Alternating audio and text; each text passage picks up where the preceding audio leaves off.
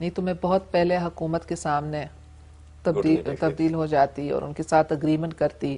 تو ایک عورت کے لیے لگتا نہیں کہ اتنا بڑا فائٹ کرنا ٹوٹ جاتا ہے نا کئی بار، یو بریک، اتنا ایموشنل بریک ڈاؤن نہیں ہوا آپ کا؟ میں سمجھتی ہوں کہ جب لوگ پاکستان کی تاریخ کو دیکھیں گے تو وہ یہ دیکھیں گے کہ عام آدمی نے پیپلز پارٹی اور میرا ساتھ دیے. نمسکار، میں ہوں پربھو چاولہ. سیدھی بات میں آج باری ہے پاکستان کی بھوتپورو پردھان منتری بے نظیر بھٹو کی. اگر وہاں کی عوام نے چاہا تو اسی ورش وہ دوبارہ وہاں کی پردھان منتری بھی بن سکتی ہیں. آپ کا ہمارے اسٹوڈیو میں بہت بہت سواگت ہے. شکریہ.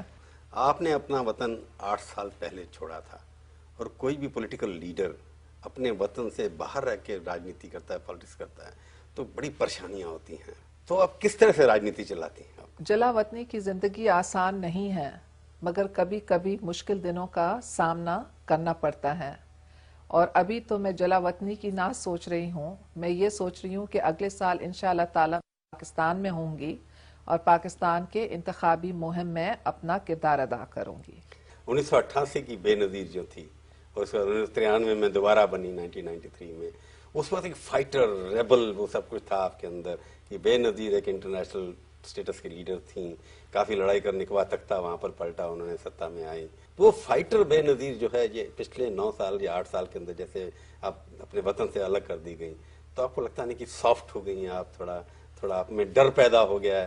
ڈر تو پیدا نہیں ہوا، نہیں تو میں بہت پہلے حکومت کے سامنے تبدیل ہو جاتی اور ان کے ساتھ اگریمنٹ کرتی.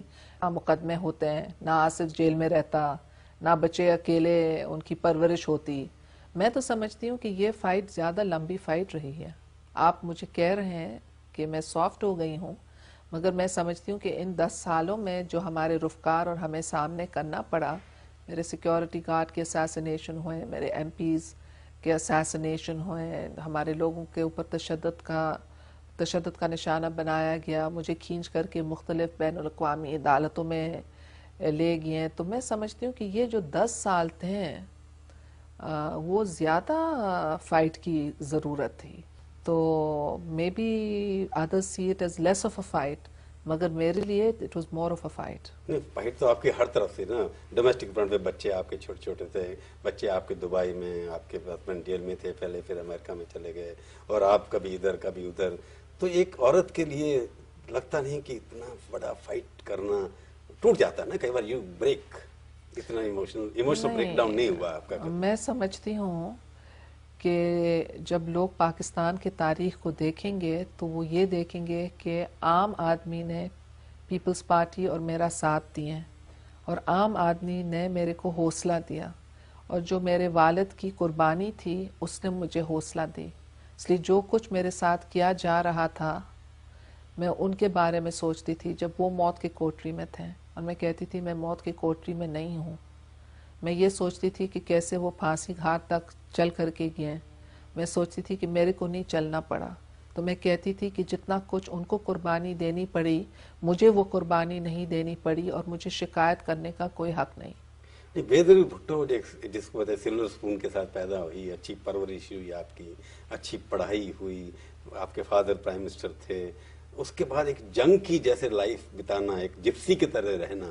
تو بے نظیر بھٹو کا کلچرل اپ برنگنگ، اس کو کیسے بڑا کیا، یہ سب ایڈجسٹ کرنے میں بچوں کو بھی پریشانی ہوتی ہے. آپ کے لیے تو بڑی فائٹنگ ہوتی ہوگی، پتی کو بھی سنبھالنا، بچے چھوٹے چھوٹے کیسے سوچتے ہوں گے کہ ہمارے ماں باپ ہمارے سے الگ ہو رہے ہیں؟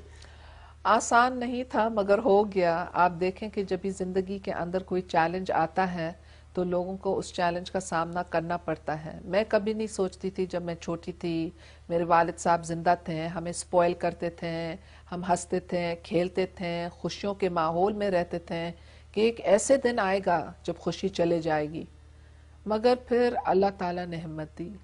پچھلے 9 سال کے اندر آپ کو کیا ایسا کوئی ڈیفیکلٹ مومنٹ آپ کی لائف میں آیا کہ سب چھوڑ دو، اب جا کے گھر میں بیٹھو بچوں کے ساتھ اپنا پڑھائی کرائیں؟ کبھی نہیں، کبھی نہیں. کیونکہ جدھر میں جاتی ہوں پاکستان کے چاروں صوبوں کے عوام میرے کو ملتے ہیں، اور اس خوشی کے ساتھ ملتے ہیں اور اس امید کے ساتھ ملتے ہیں کہ میں پاکستان کے عوام کو کبھی مایوس نہیں کر سکتی. پاکستان کے عوام نے مجھے یہ اعزاز دیے کہ ایک خاتون کو प्राइम मिनिस्टर मुंतखब किए। दुनिया में कहा जाता था कि एक मुसलमान मुआशरा एक खातून को मुंतखब नहीं कर सकता है, मगर मेरे को बहन समझ करके इतना बड़ा एजाज मुझे दिए।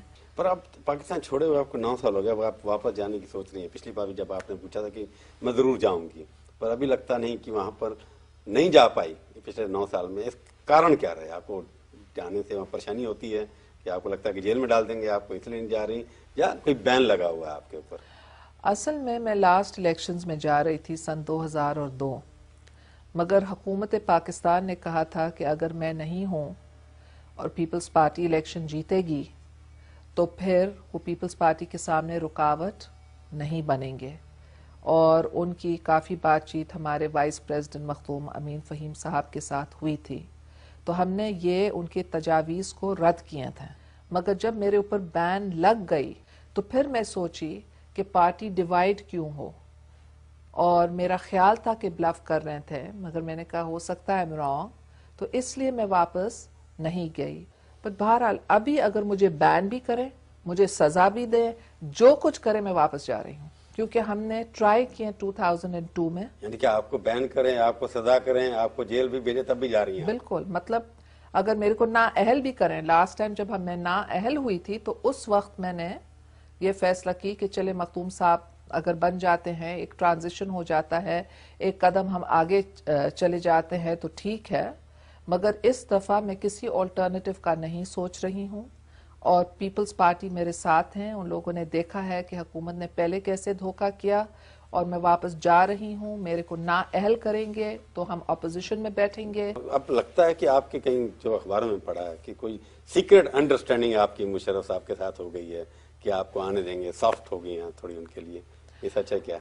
कोई अंडरस्टैंडिंग जनरल मुशर्रफ के साथ नहीं हुई है।